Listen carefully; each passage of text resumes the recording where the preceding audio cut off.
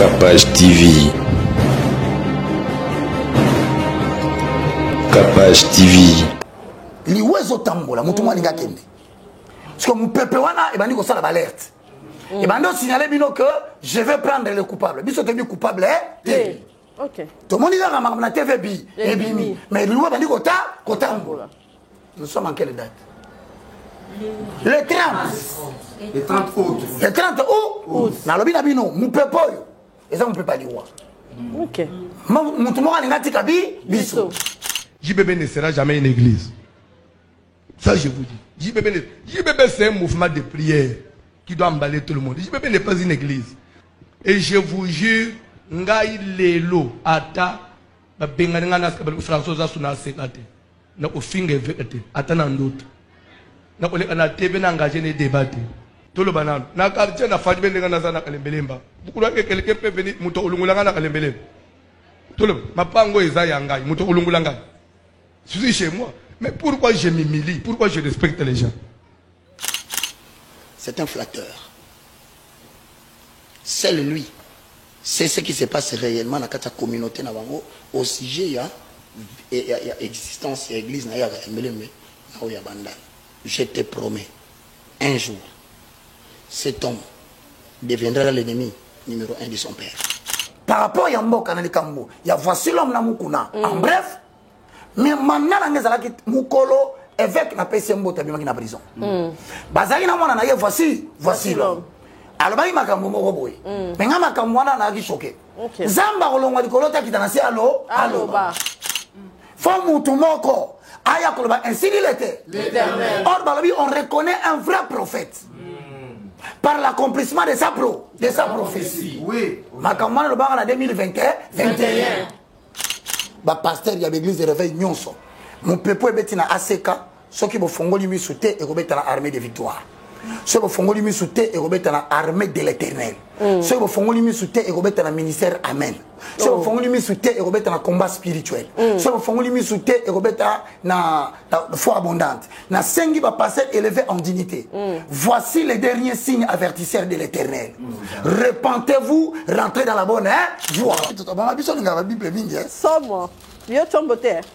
Chombo on l'a planté. iPad jamais. Non.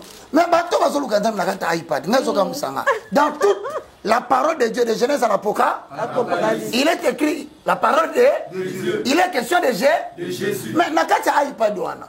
L'organisation est ça. Ezali. Mwanda muyanda muya pétage ezali. Si on comment yo kosa Jésus, on compte ça na portable ça na mutakali. Mutakalisation.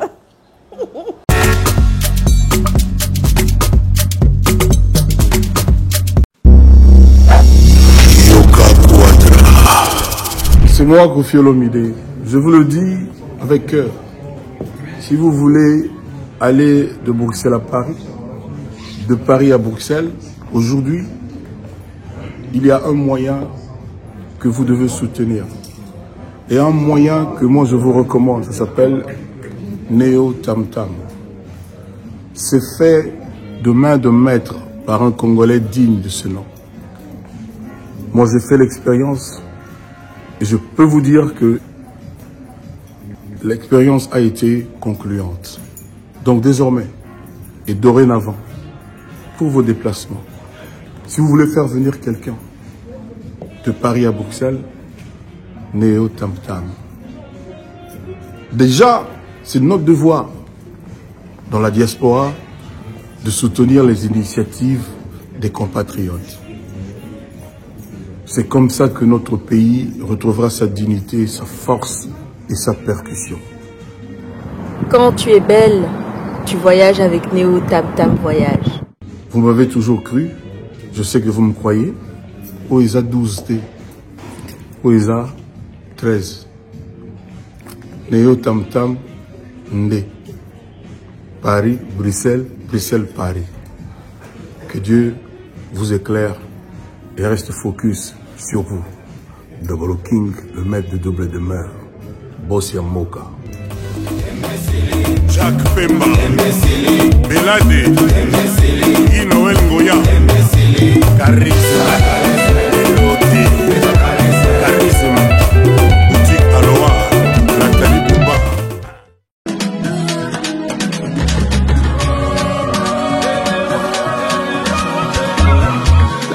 koza vivant. Mabema, bema, bema, ebeba.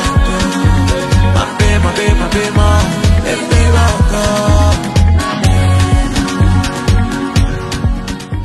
Vous rêvez d'un teint uniforme et éclatant? La gamme de produits Rude Beauté vous offre un soin complet pour teint d'ébène et pour teint clair. De la lotion à la vaseline pour lèvres, sans oublier les savons et les sérums pour acné. Sa gamme de produits variés élimine les taches et imperfections de votre peau tout en la gardant éclatante et uniforme. Rude Beauté a eu les sous Cynthia Kapash Autiko Sukola apakola kama gamme de beauté ya Rude Beauté. Bato nyonso balingi tena bango ezala kaka lokola mwindu yango gamme oyo ata bébé apakola ngo olingi tena yo ekitate e matate ozaloka mwindu kitore e o éclaircir poto na yo oye a gamme oyo mafuta na biso yango nde mikolo na topakola oyo eza na base ya papaye savon na biso eza na base ya papaye mafuta na biso mpe kitoko baoyo balingaka monoko na bango koma lokola mwa rose bokomi kosisa mpe biso ta mpona kobebisa monoko te Rude Beauté ayebi biso oyo acné sérum oyo eza mpona bato bazala mo elongi ekota babuto ezosakano makasi ozala na poto ozala na afrique buto elingi oyo elongi mafuta oyo solution Rude Beauté atie biso yango so omonaki batashe moko esali ngai ya mwindu Rude atindeli ngai mai oyo ezali vraiment naturel ekobebisa yo te ekosala yo allergie te donc nyonso eza naturel omonisa Rude Beauté aosala mpenza baproduit ya kitoko oyo basalango na kati ya mafuta soso pakola mafuta oyo ozwi serum nango otie na kati eza na inconvénience moko te oyo ata bébé aopakola nazo recommande bino bagamme ya Rude Beauté bozala vraiment déçu te au voyager te place à moi te place à malili en tout cas bagamme ya Rude Beauté etika okaka date donc conseiller bino bozala kaka toujours fidèle na Rude ndeti nga bokona poso nanga ebebaka te bosepela na poso nanga likolo na kitindani kaka na Rude Beauté Rude Beauté oumela.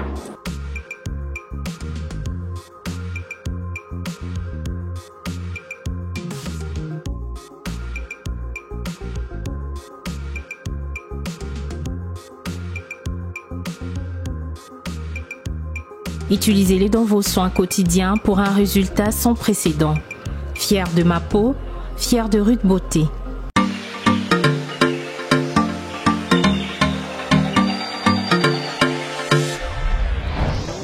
Papa, Oredezo yango. Est-ce que biloko yango c'est yaki? Coco Teleza wat. Mbote na biso? Mbote? Mama Kapash. Yo posa. Ah na Oredezo. Na conteneur. Na conteneur makaro ya chantier. Ba yebisinga sérieux za makasi hein.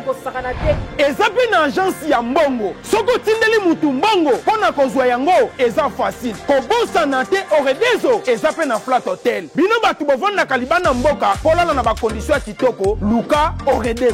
Notre restaurant vous propose une exquise cuisine qui fait le bonheur de gourmands. C'est aussi une boutique de vêtements sur mesure au prix du prêt-à-porter. Livraison à domicile. Nandaku na yo. Baye kotike la yo. Bino moko boyoki. Soki omonique na famille bozalaka na batama bebi loke bunga pamba. Hein? Awa livraison à domicile ezali.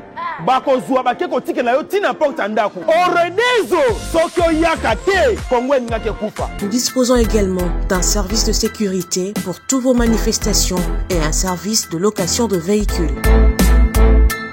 Ozana poto pona kotinda biloko tela ba adresse yango wana na ba numéro de téléphone contactez Oredezo okozwa biloko na yo nengo tindi. Retrouvez-nous à Kinshasa au numéro A8 de l'avenue d'Ibaya, quartier Matongé dans la commune de Kalamou, derrière la maison de la Bible, et au numéro 44 de l'avenue Baoumbu dans la commune de Matete.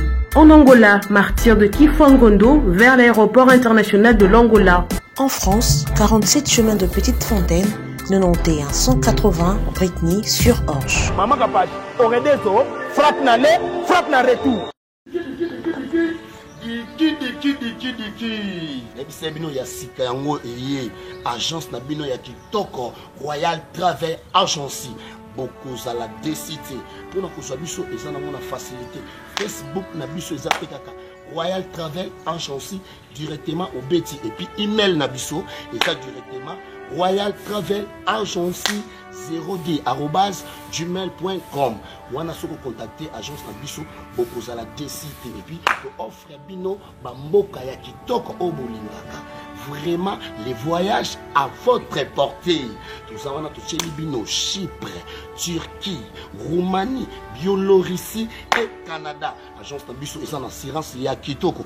Bah on va solo la Kitoko, bah comment on a makambo il y a Kitoko. Vous venez et belé boya et belé selon il y a paka na paka sur que le comme mungwate tinya ba lobarawana agence Nabiso et za Kitoko makas Royal Travel Agency. Pour nous contacter Biso adresse Nabiso c'est facile. Lié exactement de l'agence pour mon abisso directement na boulevard du 30 juin référence Equity Bank BCDC. Donc contactez bisso na numéro na bisso il y a agence et c'est 081 60 24 373 directement aux bisso contact yango na bandeli pe yango batie arba affiché contactez agence Royal Travel Agency beaucoup à la décité et puis pour la surprise il y a que surprise Sabino na ba onyo so ba étudiant au bani batanga na Chypre to soldé to bois qui a ko bois ka et c'est makamno nyonso au cause à la décité agence Travel Agency kitoko ndengo wana diki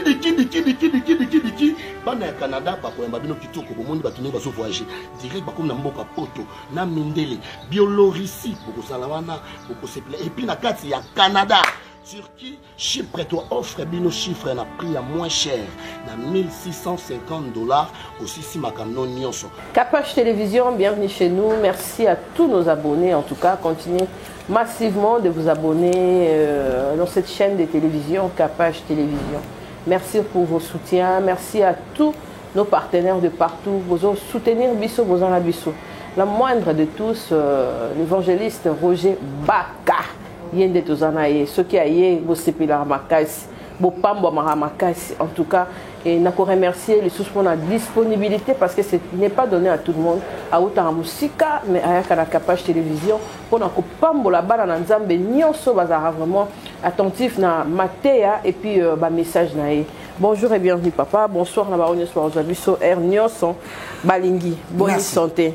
Santé Zamalamu, Tolobaka, de la chevelure de là, jusqu'à la plante de, en passant par les, tout va bien.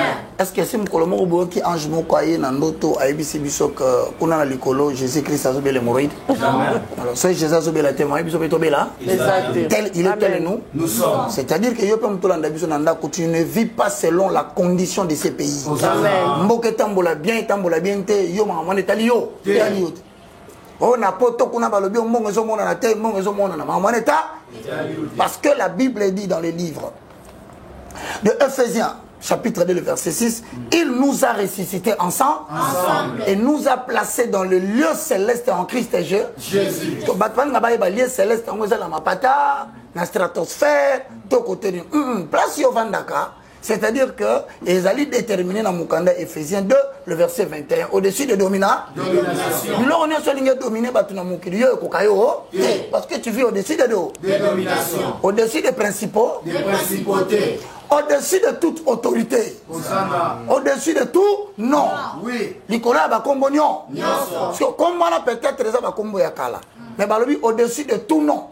Qui se peut être nommé non seulement dans les siècles présents. Typhoïde des accords, hernie des accords, appendicite des accords, myome des accords. Mais bah oui, c'est ce qu'on a qu'à commis que position en Jésus et ça dit qu'on est à Bako. Si on m'a soupé des accords, ça dit moutonnion se voit que l'on m'a su ça dit qu'on a ya. Moi atteindre yo. Voilà pourquoi on a cinq moutonnions à ton walelo. Au Kobanga est l'autre côté. Parce que tu es au-dessus de tout nom, non seulement le nom du temps présent. Mais de tout ce qui se peut être nommé dans les siècles présents. Voilà pourquoi je confesse. Tu ne mourras pas, tu vis. Tu vivras. Tu raconteras les merveilles de l'éternel. Tu vas pas mourir Zambé parce que notre Koutani Lelo, Nzambaza Malam, maman Kapachi santé bien. Bisopé santé bien. Alors, c'est pourquoi, Totatoli, que Christ en nous, c'est l'espérance de la gloire. Amen. Christ en nous, c'est l'absence totale du mal. Et on m'a dit que moi, ma fièvre est bien. Ma fièvre est bien. Et on a obé là. Oui.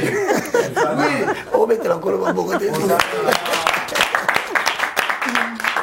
Alors, maman Kapache, Nalimbakate kopesa au merci. Vraiment. Dans le monde où nous traversé, il est plus facile de trouver des amis, mais il est encore plus facile de trouver des hypocrites.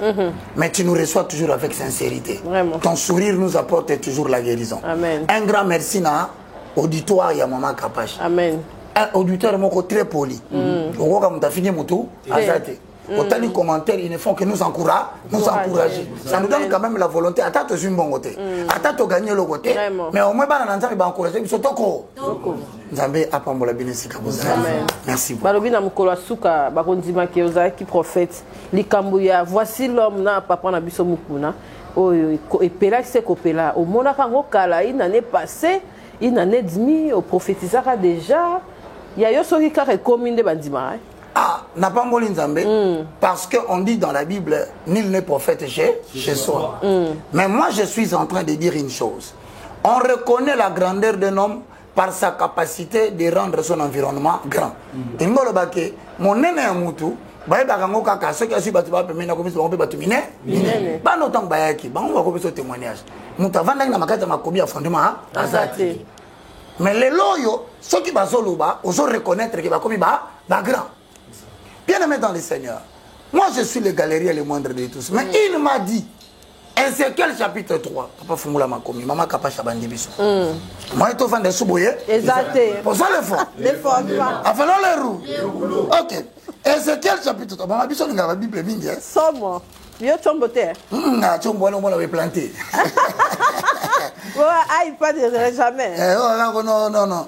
Mais bateau va se le canter dans la iPad.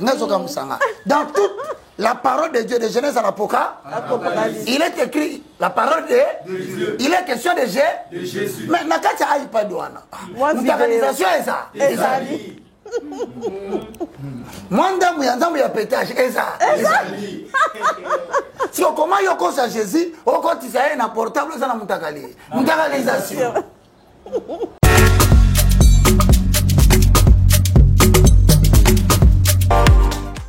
Sly with Rose vous offre ses meilleurs produits et robes de soirée.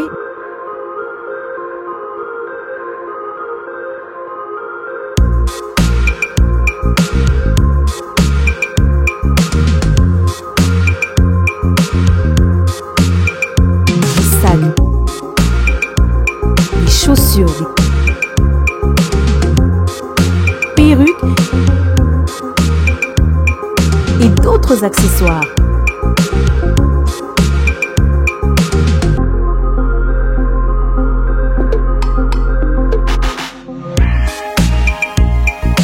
Nous sommes disponibles partout dans le monde, 24 heures sur 24 et 7 jours sur 7.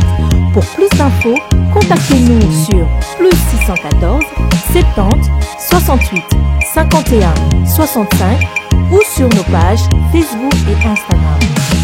Sly with Rose. Or, na kati bilo de Genèse en Apocalypse, il est question de Jésus-Christ de Nazareth. Tosonga na mako, na makomi. Ézéchiel chapitre 3. Qui a sous moi. Oui. Au côté de monsieur le futur inspecteur à capacité restreinte. Non, mais pas mboli, hein. Makasi. Comme inspecteur dans Mboka. Ok. Donc, ce que vous avez dit, c'est que vous avez vraiment.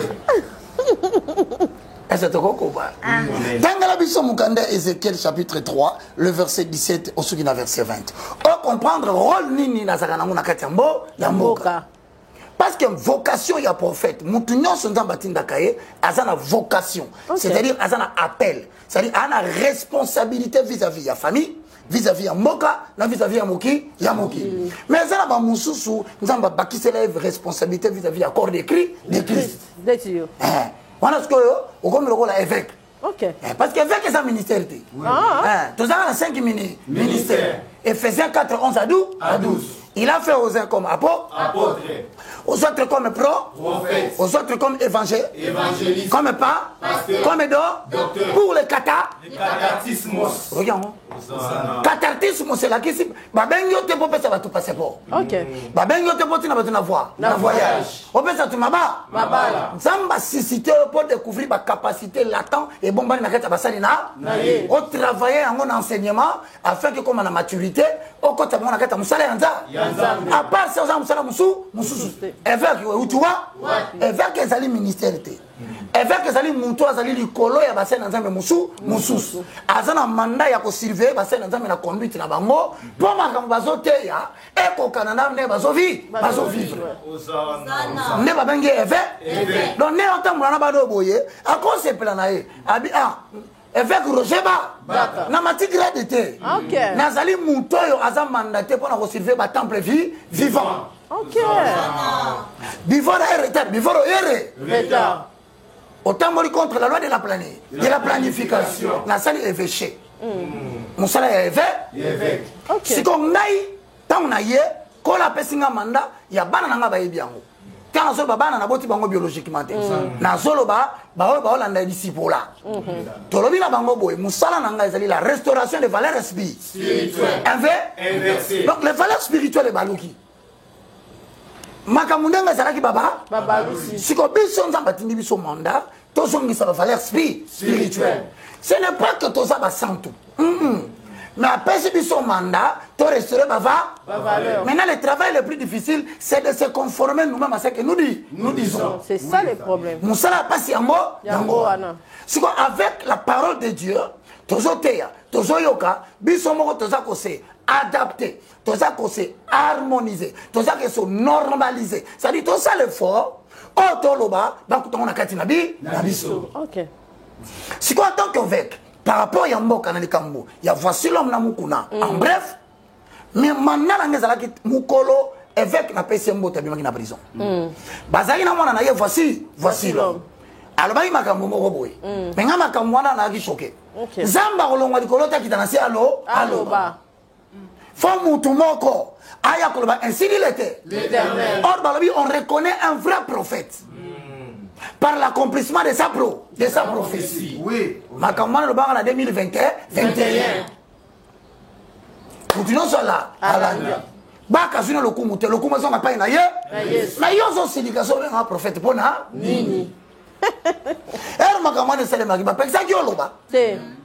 Ah olobite. Tika mutunza maso sale là. Ba mettre encore mabo. Le kumazo n'a pas nza. Masiko nzamba bisanga na 3e chapitre Ézéchiel, le verset 17 na verset 20. Posons les fondements. Avalons les rouleaux. OK. Lisons les Écritures. Ézéchiel chapitre 3 verset 17 à 20. Fils de l'homme. Mwana na motobaka. Je fais de toi une sentinelle pour la communauté d'Israël. Na commission Senzili. Pona libota Israël. Na oba kutuna mamubaka sala ke utaka wapi. Bakasi na so inventer. Tozonga na Ecclésiaste. On découvrir pourquoi balanga mais wana babike za Ézéchiel. Parce que so Ézéchiel baka yoko maté. Donc dans batiki ko bimisa ba sentinelle. To vérifier. Posons le fond. Les fondements. Koba. Quand tu attendras une parole de ma bouche, je les avertiras de ma part.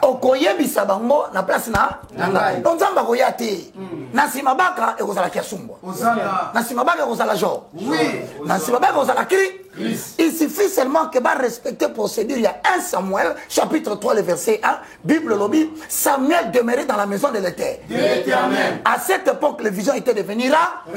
La parole n'était plus fréquente. Mais Samuel demeurait dans la maison de l'Éternel et la lampe de l'Éternel n'était pas encore éteinte. C'est-à-dire, dans la minute où tu as dit, géant, patriarche, comme la mise au trouble, le sacrificateur est. C'est ça. Est-ce qu'elle est dans la 2023? Moutayabi Azati. Nana ko prévenir biso na lire l'église de Zokende. Azati. Biso se demande à qui? Soko bimisi son contraire. Aya longwa kuna. Ya mimo na yena. Na oya bimi awa Ezekiel nena. Sentinelle yanza. Tika molimo ba sentinelle et là ta génération moko sika. Tant ba pasteur baso bomana bango na télévision, yo na kati ya présence ya Nzambe, sa ya kamare bushi. Re papa. Ozolu ke longi nanza? Nzambe. Ay ko pese ba sinyo di. Olo ba makambo ba to aloba kate. O déclarer ba mystère. Yango soka son kolo na période na tant to lamuki na 2021 bisanga baka na bi oui Seigneur va parler. Tu parleras à mon nom. Parce que Bible lobby, dans Mukande, il y a 2 Pierre, si je ne me trompe pas, chapitre 1, le verset 20 à 21. Aucune parole de la prophétie ne peut être l'objet d'une interprétation particulière, mais poussée par l'Esprit. Je répète, poussée par l'Esprit. Les hommes ont parlé de la part de Dieu. Or, pour que l'Esprit te pousse, il faut que la lampe ne soit pas éteinte. Amen. Et pour que la lampe ne soit pas éteinte, la base du chandelier doit avoir l'huile pile concassée. Or, l'huile pile concassée en bas du chandelier est en train d'alimenter la mèche. Or, le chandelier est composé des éléments ci-après. Il y a la lampe entourée de l'acier. Or, l'acier, c'est le fer. C'est ce qui est humain. Et ça, bon mot. Maintenant, quand il y a lampe, il y a la sindamo roboué. La mèche. Mèche, on a la lampe tempête, il y a un des côtes à la CA, mouinda. Il y a un des soirs à pétrole, le matin, mouillé, tu as tout là. C'est-à-dire que l'éternel, pour qu'il t'allume, il faut que ton esprit soit d'abord allumé par le Saint. Le Saint-Esprit. Au moins, un message ensemble la vie, Zala mèche yakati. Et ça soit chaque matin, chaque midi, chaque soir, l'huile pile concassée. La Bible dit c'est pour que la lampe ne puisse pas s'éteindre. Il y a un mot qui alobi clairement dans verset 1-12 alobi, il est comme un arbre planté près d'un courant d'eau. C'est-à-dire que Azalo Gola Nzete, et l'on lui permet Yama, Azalo Gola mèche la lampe tempête. Et ça, c'est l'huile pile concassée. Si on a commis un wana, balobi matin, midi, soir. Féage n'a pas kaka. Tout ce qu'il fait lui nous sommes aussi. Si on pose à Ézéchiel, pour qu'on ait la race, il y a sentinelle la génération. Il faut comprendre qu'il faut entretenir une relation particulière avec le Saint-Esprit. Sans le Saint-Esprit, comment tu vas sonder les profondeurs de Dieu? Or, le Saint-Esprit sonde tout. En matière des élections, il te dira quoi? Makambozo en 2023 kolobela lelo na butu ayebisi ngai nazomona mutu tel azo attaquer mutu tel jusqu'à la dernier point bakatala makambo konga ya yango tozo kende na période moko où 2 sceptres de commandement babandi bitumba comprenez qui pourra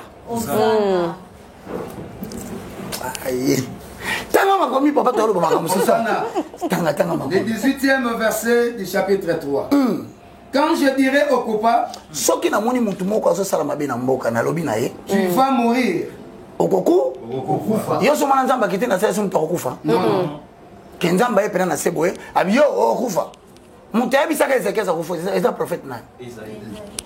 C'est le prophète ça. Alors que c'est bon beaucoup. Mon théâtre c'est David qui courir c'est le prophète na. Ça dit nzamba bazana bateau bazana esprit na ye. O balekisa katana ye. O ezate su babenge ono je suis dans les bruits. Oh, yo prophète na ba bruit ko sala. C'est-à-dire que Dieu entretient l'amitié avec les personnes qui respectent lui le pire concassé, à savoir le Saint. On a Matthieu chapitre 25, le vierge sage. C'est-à-dire qu'on a la lampe, on a oui. Si on sort dans l'huile, nous avons mungongo et vous gagnez na bouteille le voici l'époux. Atola ina bouteille et poids ko ya we ba epoyer. Message après singa ya tango l'amour qui mémoire na ka et kangi. Si vous me comprenez, c'était quelque chose que l'Éternel lui-même, dans la vidéo, on m'a dit avec tranquillité. Parce que je savais que cette chose ici va arriver. Si tu ne l'avertis pas, c'est bon. Bon, il y a danger. La cola m'a capé na tongue na bi bah tu peux internet tu vas finir en mingi. Non le balanga pété. Bon bah ça la bo yo bi mo na nani na bomba. Yo ka ko conséquences. Si tu ne parles pas pour avertir ses coupables et lui demander d'abandonner sa mauvaise conduite, soko lobité au sengi payete que non pasteur ndelo soko ndama bebotika o lobité. Alors ce coupable mourra à cause de sa faute. Comment ne te mettre ali solo boy liwezo tambola na seka tika boy yango solo bama liwezo tambola mutu mwa linga kende parce que mon peuple wana e bandi ko sala alerte. Et bien, nous signaler que je vais prendre le coupable. Biso te coupable est. Ok. Tout le monde dit que la TV bi et bimi. Mais lui, on dit que nous sommes en quelle date? Le 30. Le 30 août. Le 30 août. Na lobi na bino mupepoyo. Et ça on peut pas dire. OK. Mutu mo alinga tika biso. Bozala na courage, bokanga nzambe likolo kitate. Po kitate boy bisa tika mabe. OK. Soki atiki mabe te. Nzamba si ala kisi na miso bato. Que makamoso ya kondo pesa nzambe faute hein? Na ngina bo. Na boma. Heureux ceux qui ont l'intelligence des choses de l'esprit. Comment papa? Mais je te demanderai compte de sa mort. Soki mutu atu akufi. Na otuna yo baka. Bato bazaki bele na mboka. Po anika na ibisaki yo. Olobaki te po na makila na mutu na yo. Po mukweza mutu na ngate na tali bato na bibande ko na ngai ba pasteur ya l'église de réveil nyonso. Mon pepo ebeti na ACK soki bo fongoli mi souté et robeta na armée de victoire. Soki bo fongoli mi souté et robeta na armée de l'éternel. Soki bo fongoli mi souté et robeta na ministère amen. Soki bo fongoli mi souté et robeta na combat spirituel. Soki bo fongoli mi souté et robeta na foi abondante. Na sengi ba passer élevé en dignité. Voici les derniers signes avertisseurs de l'éternel. Repentez-vous, rentrez dans la bonne voie. Arrêtez d'aller faire la politique en abandonnant l'œuvre de Dieu. Retournez dans le champ de l'éternel de peur que sa colère ne descende. Ce qui a quitté, ainsi dit l'éternel. Stop. Sikoyo, Nzambaza lokumu parce que modèle est pesami. Bana Congo bo fongola biso botala na église de réveil ngeba et bambana. Et bambana déjà. Et ben on a biso ces bandits. Vous allez apprendre dans ces pays, il y aura des schismes. La grande communauté d'attente, il reprend en 3, en 4, 5 parties. Et jour que bon, nous saluons, génération annulée, et les qui nous avons sa génération ici. Puisse l'Éternel te choisir dans cette nouvelle génération. Amen. Que Dieu vous bénisse. Amen. Merci. Le coup, tu continues dans la côte déjà. Nani nga rapoyo la émission, osa l'émission mais osa. Surtout louange de ça qui mukoloana. Somo. Maman moi zotalo babina asimba babika ndako na bité. Ne toza la calme maman. OK, mesdames et messieurs le lot, thème na biso ezali, tozo ba le faculté de 3 hommes. De 3 hommes dans l'être humain. Voilà. Ne to continuer ce que pour te soigner la sphère d'influence de l'homme est. OK. Mesdames et messieurs, vous qui nous suivez à partir de la maison. Première question, Zanima. Quelles sont les facultés de 3 hommes? L'esprit, l'âme, le corps. Voilà. Nous avons dit que l'être humain est composé de 3 hommes. En accord avec 1 Thessaloniciens, chapitre 5, le verset 23. Divorce, citation. Que le Dieu de paix vous sanctifie lui-même tout entier. Ok. C'est ici qu'il faut corriger la chose. Un homme ne peut pas se sanctifier. C'est l'Éternel qui vient sanctifier l'homme. Il y a un moment dans le verset 24, avant de sauter la Bible, celui qui vous a appelé est fidèle. Amen. Qui le fera? C'est lui. Donc, ceux qui sont fidèles, ayebi que bozana masumu boluki yambo aya avant dans la bino. Yemo ko lokaza fidèle fa peto la bino. OK. Sur le quoi zo peto la bino yemoko. Alobi na 3 composantes ya moto. Tango la muki na tongo esprit là et la muki. Amu pe là et la muki. Nsoto pe là et la muki. Na bango misatu oya za makasi yene mta ko diriger journée. Yem ta ko diriger semaine. Yem ta ko diriger et ça la mutu moko ane mubimba. Makasi kaka yanzo. Ba bengi en français un être humain zotomique. Réalisateur avec bien. À se retrouver. Yazaka kasola mwina tongo wapi fufu. Bikanda bijima. Ça moni moyete malewa. Nana lobi ata alléluia te. Amen alobi te. Mais asiko bi déjà ba effet zotomique. On va vérifier qu'à moins 2 minutes. Maman, tu n'es pas ma mesure, moko. On va bien en français l'auto. Again. Azo vivre selon Zoto. Or, biso tu dois être solo. Mutu nyonso na kati na yo, azali na makoki moko nzamba pesa na kati ya mokilo ya osala musala. Nous avons l'homme et esprit. L'homme est âme. L'homme est corps. Sikoyo. Yom tola nanga, mutu ne tunami. Depuis un certain moment donné, Mouta dirige Vina Ezana. Nani, c'est ça. faut toyebat yo pe mtolanda biso faut comme la biso réponse na c'est à partir de ma mtoloba wa yo moko ko za capable loba di na mene vi na na manière mo nzoto mique muto azala kata nzoto mique ala la kapongite chéri abo yi boni wanya tise sende bano depuis manu baso comme ça boni wala ni angaye donc moi bien bon merci beaucoup elle professeur bien aimé dans le Seigneur c'est quoi koba si quoi on a l'homme esprit l'homme âme na l'homme corps faut toyeba nenga to vandia l'homme esprit azana ba faculté naï azana ba kokinza mbappé première question faculté à homme esprit ezani na zobanda ah professeur Alida assistant tokende mama. L'homme esprit a 3 facultés. Muto aza molimo na kati na yo aza makoki misa misala makomba ko ko sala saka misa côté la 4e OK. Nous avons la communion. OK, ya yambozali la communion. C'est quoi la communion? Mama to bete solo ya makoki esprit na yo. Comment na muto afanda solo bono ba oza sans esprit. Oza sans esprit bona ça dit mutu afandi na yo amono keza ezana mutu moko ba mona na katie na yo bo relation ezati wana relation na nzambe moko te la communion ezali capacité ya esprit ya kokota en contact na nzambe mutu wana sikoyo na tout moment à tout prix et de manière continue il se donne de la taille spirituelle il est caractérisé par une vie remplie par les désirs de prière. Donc, il y a ce qu'avandi, on va minute mouké.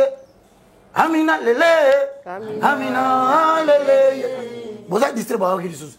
Amina lele, oh, Amina lele, Amina lele, Amina lele, Amina lele, Amina lele. Vous allez mettre ma solo. Pas la mettre ma solo à Boaki. Amina lele, Amina lele. Tout rabakisi maboko. Amina lele, Amina lele, Amina Amina lele, alele, alele, Amina. Nana bele lio, likaba sankuwe. Amina lele. Kabela tanga zoto. Amina lele. Nana shinda baba. Nana shinda baba. Nana shinda baba. Amina lele. Moutoyo babengi homme esprit à la communion, il est caractérisé par le désir d'être en contact permanent avec Dieu. La communion. Seul le roi de Koufi na katina yo, aux asus homme esprit te. Yo moero ponaka. Au monaka, au la mouille na tongo, au Seigneur Jésus la pesio mais. Merci. Mbalamoko bi obimi. Nzambe batelanga la journée. Kola na mayo lo baki batelaka batune ko mina mukanda ya Jean. Point. Nzambe likolo fongoli Jean. Azela disciple pesa chapitre. Na verset. Kola za Nzambe o balobaki ko yembeza ko bondela deux fois. Amen. Kuna baje fongoli makombi. Baluki yo na nzela. Batuni Gabriel magamba lo biezala. Habiter Seigneur. Version ezaka batunde balo. Ndo mona la mugi na tonga mukolo mususu. Oh non. Ce qui est révélé est condamné. Dans l'autre note mabe, balobi oza révélé ça condamné. Et né comme na Bible. Kuna likolo batuni. Mutu asa ya biso. Ba vérifier des Genèse à Malachi, ba moni la religion de l'autre. Ba koti na ya lelo. Matthieu, tina boka. Ba Luka verset wana ba koma. Ce qui est révélé est condamné. Et ça mutu on sa na Bible. C'est-à-dire qu'un homme qui vit selon l'esprit, il a le désir à tout moment d'être en communion avec Dieu. C'est ce qui prouve que Dieu est avec toi. Amen. Il y a un Matthieu chapitre 21, verset combien? Et Robi, ma maison serait une maison de prière. Et si tu as un enfant qui a un sentiment de bosser dans la prière, sentiment de bosser dans la parler en là, sentiment de bosser dans la prière en intelligence. Sauf que l'on a mis ça, c'est le moyen.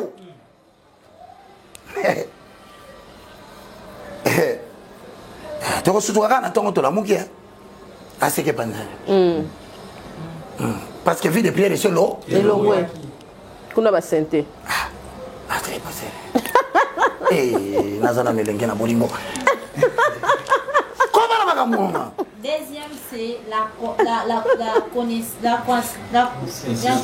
Non, Yali Bosso, c'est la communion. Yami Balé, c'est l'intuition. Professeur Osanika, Bandela. Deuxième, mes amis. Deuxième, c'est l'intuition. Ok, Yami Sote Zanini. La conscience. Ok, vous te calme, papa. Sikoyo, Yami Balé, tu bien l'intuition. Au moins, ils sont au bon de l'Anzambé, en langue ou en intelligence. C'est parce que tu entres en contact avec Dieu. Amen. En accord avec 1 Corinthiens chapitre 14, le verset 14 à 15. En effet, celui qui prie en esprit ne parle pas aux hommes. Non, non. 14, 2. Tomanina 14, 2. En effet, celui qui prie en esprit ne parle pas aux hommes. Personne n'est là. C'est un esprit qui lui dit le mystère. Oh, ce bon est dans la langue. Dans mon oreille, Moutayoka Gayaza. Alors, ma camarade pas Yanza. Pas l'église. Le diable n'est pas omniprésent. Bako Sarabinote Azaraka partout, Martina Rabatuna. Yango ferme les portes de ta bouche. Oh non, de la moni boye, na obota na septembre. Au signalé ba. Bango. Ah, mais l'information pas Rwanda bango ça. Problème. Ferme les portes de ta bouche. Des fois c'est toi-même qui informe le diable de tes problèmes. Azaraka ne omniprésenté. OK. Azabe omniscient. Ayeba kanenyo sope atinda kabatuna ye pembeni na yo ba ko récolter information de l'autre zuité. Ah, le l'autre zuité. Ensuite pour nani. Depuis to kota ki prie. Prière. Ba bien non mutra mutabo ndira pona ba requête na ye. Ya fongoli bato. Ayo ka loko ni ngo senga nza. Ayo ka kanga mbana moko to bandi. Saya kamarebo sanda. Ike marebo senderebo kantana bage. Koria mara bara bara bara bara bara bara bara.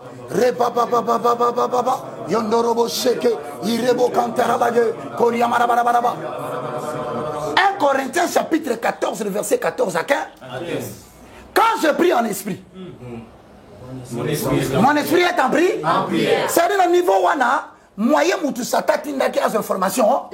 Parce que ce monde là parce que ici mon intelligence est de me rester. C'est-à-dire l'intelligence c'est la faculté de là. Même on a na bate. Na gori c'est bien comprendre na bate. Bon yo. C'est-à-dire à ce moment-là à Zongi par le diable sans info. Bien aimé, efforcez-vous de prier en langue. Amen. Efforcez-vous de parler en esprit. Parce que lorsque vous priez en esprit, ça va avoir des effets sur vous. Oui. Deuxième effet, c'est l'augmentation de l'intuition. L'intuition, c'est la capacité d'écouter Dieu quand il répond. C'est-à-dire quand tu fais une prière en langue, les gens se posent la question, il va te répondre. Amen. Maintenant, pour yo kanzambe bien, il faut intuition à eux. Il y a un Samuel 3. Samuel a Samuel. Samuel a tellement manqué par Eli. Eli obenginga. Il a bien bengi yo. Azongi. Abani kola le. Alors que Susu. Samuel. A télé. Sacrificateur. Obenginga. Habité. Na bengi yo. Zonga kinola. Tanga la limba la misa tu. Ayoki tu ya misa to beti Susu. Samuel. Loba madame ko ça. Samuel. Là, est-ce qu'on retourne à Eli? Oh, le trois fameux, non, non, non, non. Mbana moko Eli à comprendre parce que Eli par comment la vision trou. A comment perdre ma cambianza. Le corps va partir sa génération na biso solo bi vérité bato mboki. Alors que Eli a tout dit kende. Mutazo benga yo comme na yenza Nzambe. Ngaipe abenga lo lengemo. Turo soka bengi yo ya no lo ba mo konzinga yo lo bana yo. Tanga songi alali kola yo koloba. Yo mama yo bisa intuition ngwana. C'est la capacité de recevoir les messages de Dieu pour venir éclairer la lanterne des gens de ta génération. Amen. Pour venir dire aux gens de ta génération, Bobuki Mibe.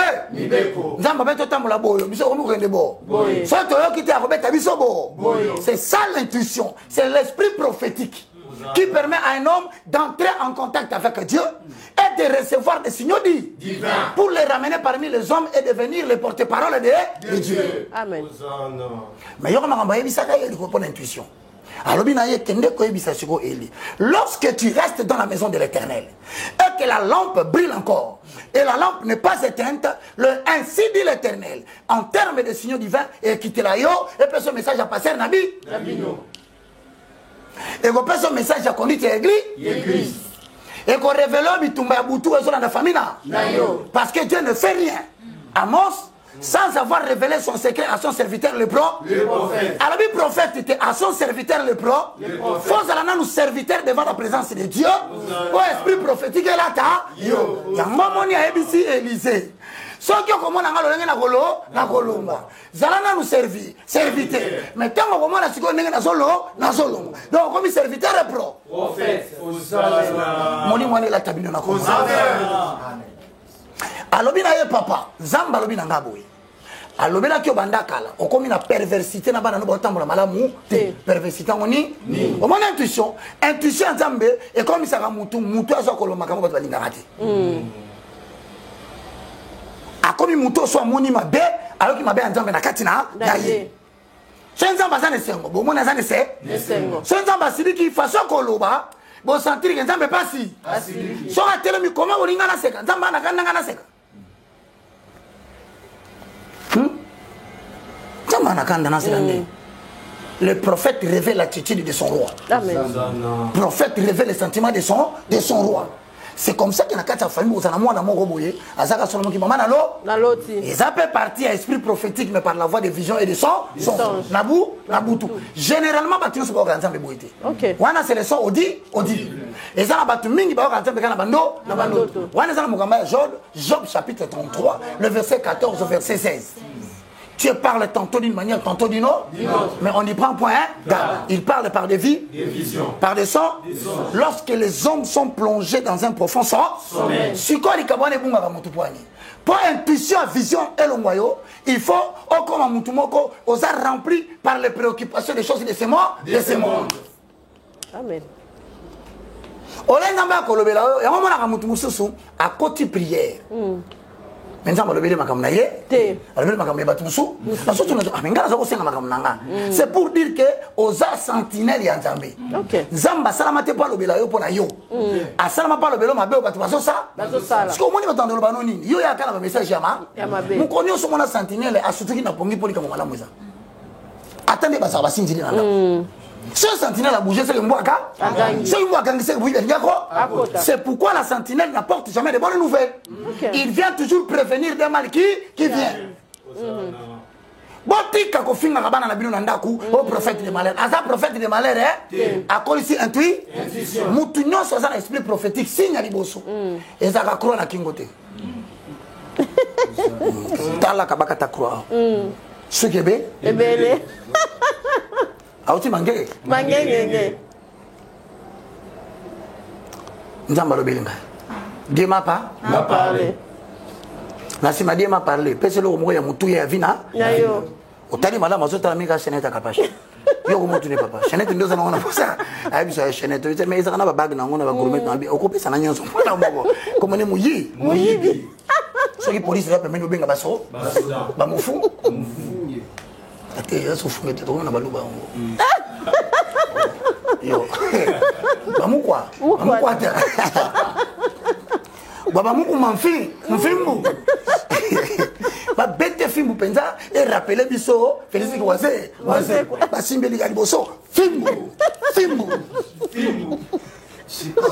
Bana ba opemwa. Intuition, ils ont augmenté faculté, ya royo kanza. Si ko so comme na ba préoccupation belé. Na obala ndenge nini. Na olata ndenge nini. Na olia ndenge nini. Jean Matthieu 6 à l'obibilo qu'on a païen baluka. Yosa sous mpaka noté. Ton père qui est dans les ciels sait que tu en as besoin. Les calons n'a qu'à à ça la côté. Mais n'en balé saka. Et bon yom toujours adoré Nzambe. Api me là le cosa n'a pas la journée. Excès à ba poser un zoto. Il y a ba souci à mokili. Yango monaka. Au quoi vanda boye. Au quoi il n'a mobali moko abomé le badonyo sur intuition. Yango qui ne comment yembaki. Moi si mon souci yo kobalanzo komisombeli liwana bomoye. Akobe bisela yo intuition nyonso Nzambe ya pesa yo. Okobanda ko yamba makambo lokola bayamba kamikanda na boîte aux lettres. Okokoma yungana. Okobanda kokonda na basusi. Mais moi si ça za kobala te. mobali mosusu yo kobala nzoko misombeli liwana bomoye akobungisela yo ba intuition nyonso nzambe yapesa yo okobanda koyamba bambanda lokola bayambaka mikanda na boîte lettre yokokoma yungana okobanda kokondana vijebu ebungi mutalali butumba lotelo alors que yazaki so alali bwakolo tataka tuna mutuna o vivre selon quel homme est-ce que ça c'est homme spirituel parce que c'est homme spirituel bandote ke oyo nyonso conséquence akoluka molongani na libanda olobaki yokobongola ye motema lelo tosuki nde wapi libanda na Yesu bomo yezali te mingi bakoma kolela c'est trop tard chadie ndeko nangando vandi boy so beti une semaine aux une message était quand Dieu ne te parle plus c'est que tu n'es plus utile pour lui. OK. C'est que bengano na musa na musala siko poyo zongi sango automatiquement so le zongi intuition faut que ça dit. La communion, c'est-à-dire la vie de prière. Alors, tout chrétien qui n'a pris la vie de prière, il n'aura plus l'intuition de Dieu. Il n'a plus le centre de l'intérêt de Dieu. Amen. Parce que quand on va dans le moment, on va l'autre bouton le pas au bien et c'est la seule. C'est que nous ça là. Alors, troisièmement, c'est la conscience. La conscience, c'est quoi? C'est la voix de mon esprit qui a réussi de Dieu. Quoi? La capacité d'approuver et de désapprouver. Au moins, ils ont on va y moutou, hein? Eh, maman capable. Boswanit. Après, si au candidat, tant tout le monde est dans mon surtout ma motard. Bah ouais. On sort la voiture, on passe seulement le bac à préférer à Bakumbaye. Allez, on combattait pas à Betra Mabakunoki. Je me ratais sur la maîtrise de soi. La maîtrise de soi. Il faut savoir garder silence, l'Éternel combattra pour vous. Azobimak. Ah, limité on me belé. Sobre. Ah, on virait que ouais, wana. Manyema. Ah, c'est du pécamé, mi boy. Nakasa chantier. Ah, libosa voiture à passer, wow. Passer, yo, tout fin. Attends, bandi, mi boy. Moi, on a vu papa la maîtrise des soi. Avec l'eau, on se sent à exception. On a soulevé qui a monté ton matière. Et nous, on va pas ça au fin de Roya. Tant au fin de, elle m'a revendu. Et ça n'a pas tout le monde. Beaucoup soit nanaï. Bon, fin de l'année, mabé. Mon moyen, ça normal. Normal. Attends, internaute. Bon, le balai makambu. Yo la lite capable. Pour ça, quand on a oui, c'est bon, ma camarade ici. Il y a qu'on a zaté. Il y a ma beaucoup de colos internet. Il y a ma beaucoup de colos. Assis avec une moussous.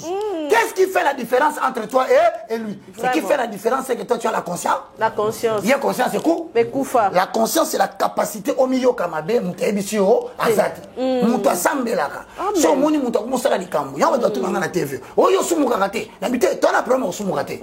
Toi ça la problème que au sumuki, est-ce que au réalisé peut que au sumuki? Parce que yo bimi c'est so mutakala. Pas total, on te sentir quand même qu'on regrettait les Camerois. 2 jours après, yo an bimi. Tiens, maboko. Maboko. Si maboko on peut en zobino, c'est ça n'a que, bah tu vas ça aussi yo. Maboko. Mais partir aux zobino, on en est, on va te tard, batala.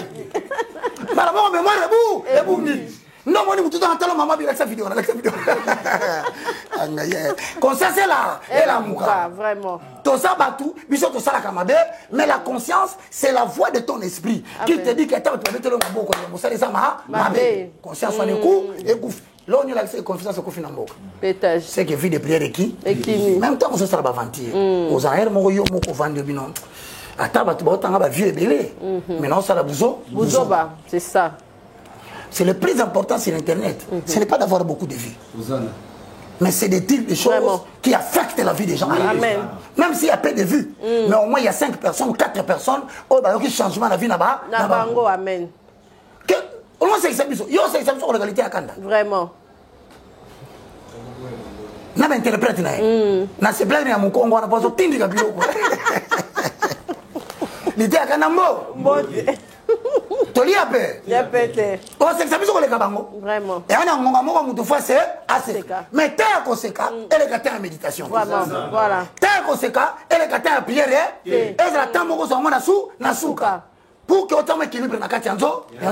Yango wana tolobi ke mutu aza composé de 3 facultés au niveau de l'homme et l'homme esprit azana communion, azana intuition, azana conscience. C'est la voix de l'intérieur qui te dit que l'acte est bon ou mauvais. Les autres ça va me soucier. Mutu asali mabe ba betele maboko, c'est ça.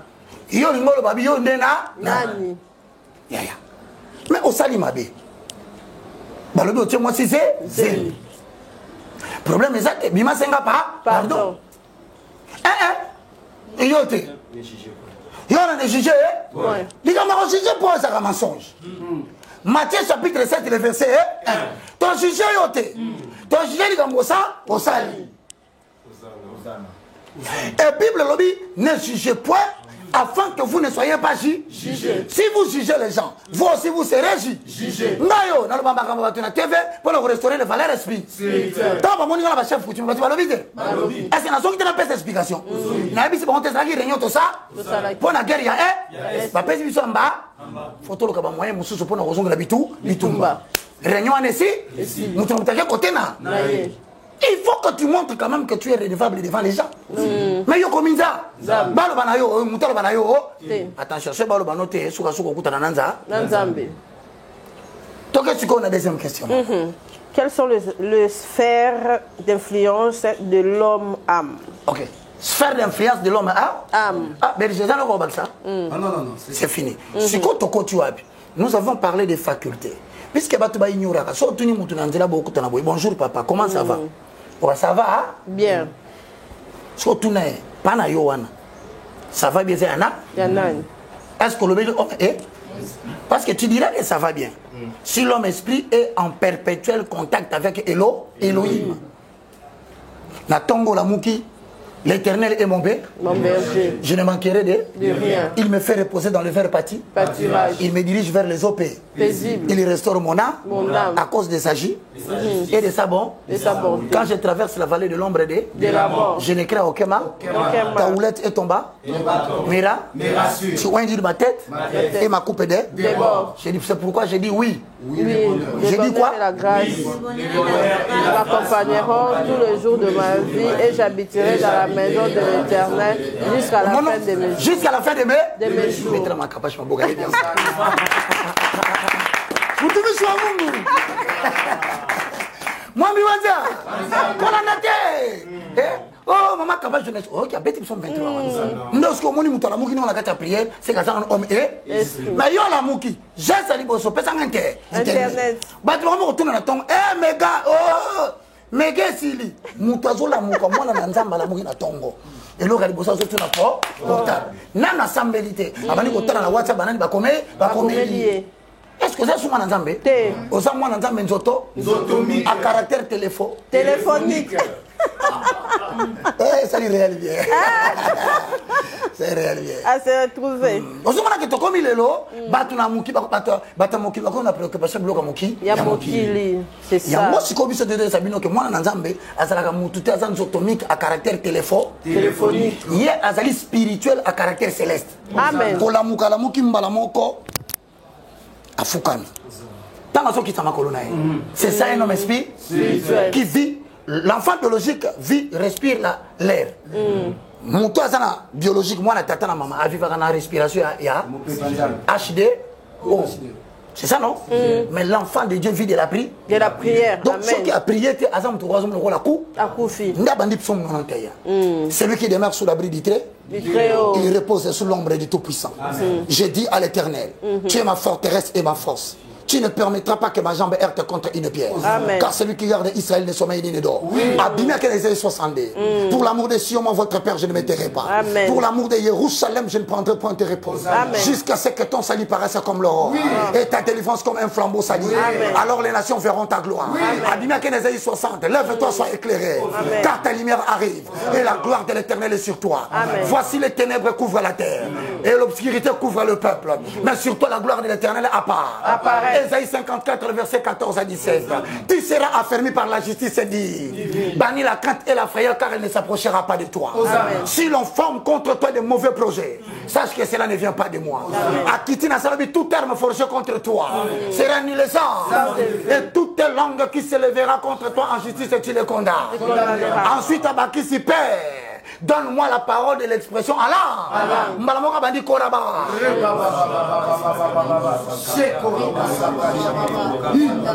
Ils viendront ces jours-là par un seul chemin. Mais ton esprit le mettra en fuite. Nakati amutu kata frère salikio.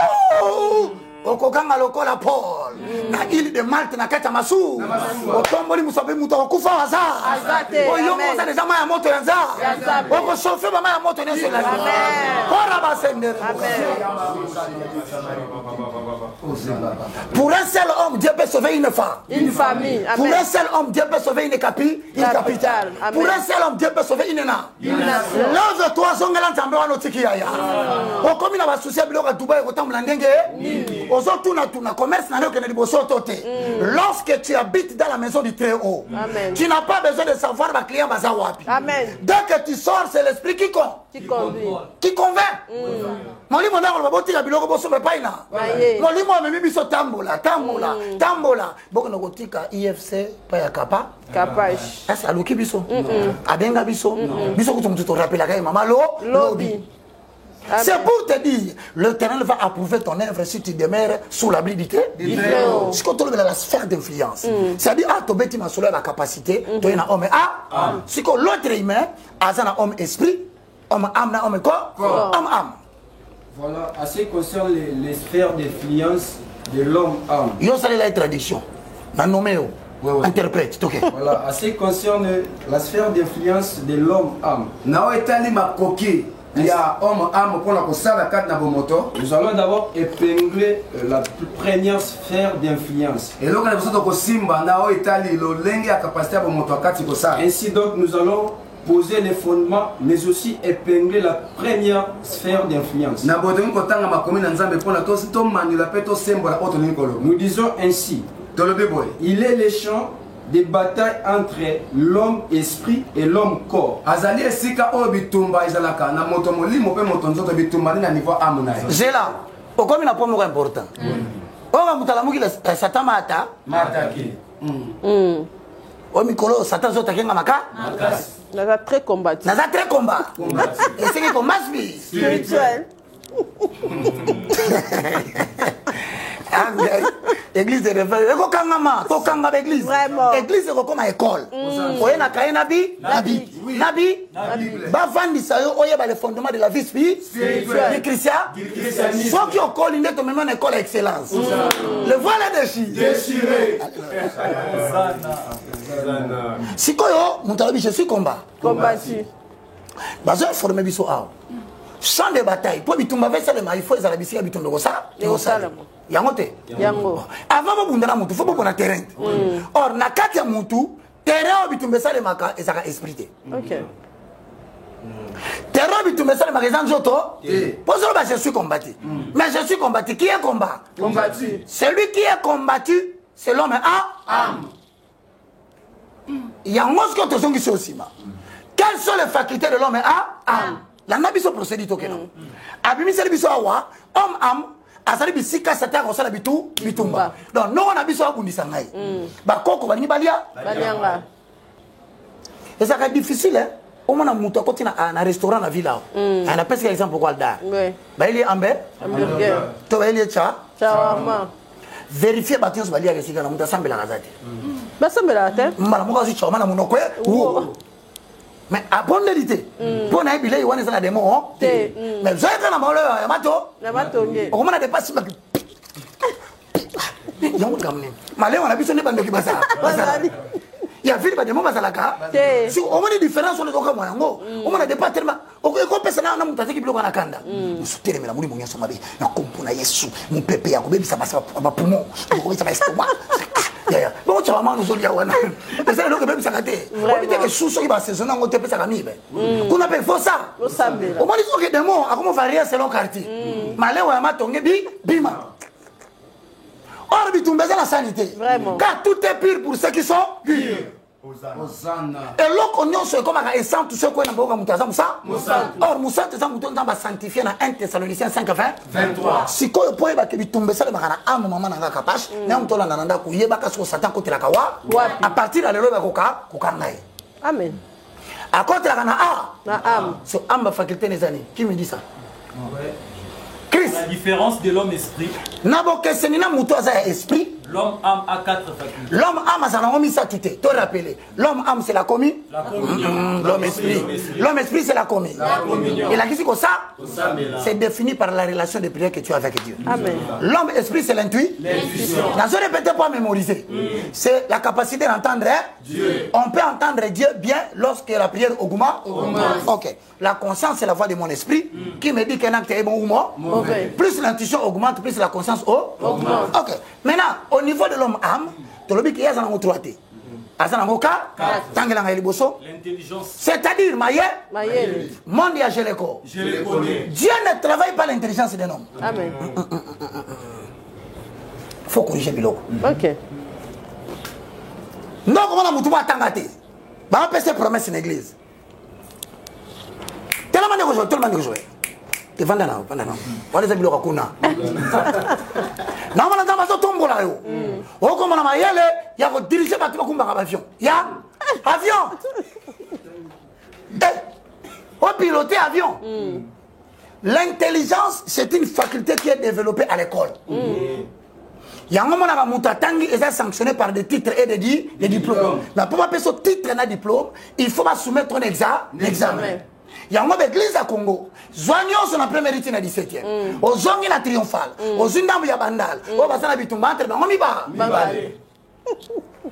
Donc, dans ça, l'interrogation d'inspecteur dans une église. Là, qui ça va me livre, la Bible nous a livré ni. Il y a dit ça, il y a un mot. Aux autres, il y a un mot. Ouais, livre Batanga. Au premier socle. Après deuxième socle, la découverte de ce que l'on a. Troisième, la pensée élevée à la hauteur de Jésus. Il y a mis ça tout la loi de la planification. L'inspecteur va continuer l'église. To yes koyo, to ça sabino examen. Faut faut battre dans ça l'examen à 4 églises.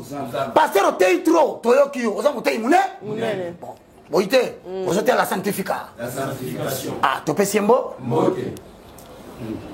Destruction des ordres. Tu peux essayer un mot. Combat spirituel. Mbote la bino ya. Oh, moi, je vais vous dire. Mbote la bino ya ngo yue. Ah, j'entends bien. C'est moi. Moi, je vais vous prendre mon nez. Je vais chanter.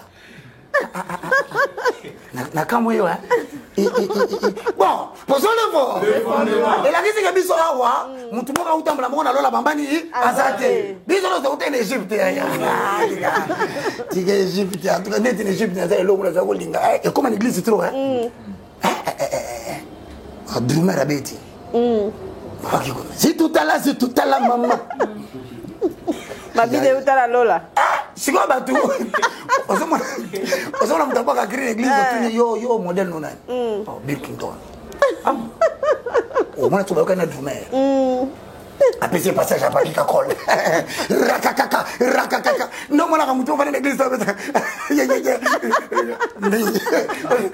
bano ba pembe sabi na l'église musique va se mettre ça à côté posons le fort tosongia l'homme et âme à 4 fois parce que l'autre boy ezani na mboko mama kapache au moment na risque moi ezana mboko natangami mais asambelaka